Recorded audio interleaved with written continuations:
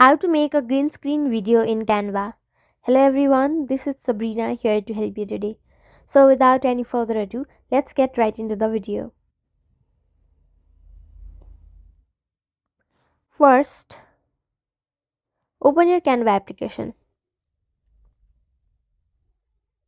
Then select video. After that, upload a background video or a green screen. And after that,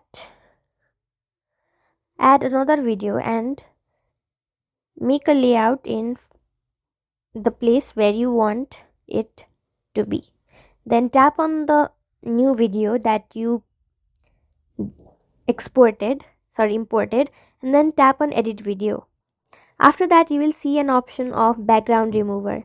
Simply tap on it and it will be blended into the initial video or the green screen. So that's how we do it. Thank you for watching this video. Make sure to like, share and subscribe to our YouTube channel. If you got any question, comment them down and I'll catch you in the next one.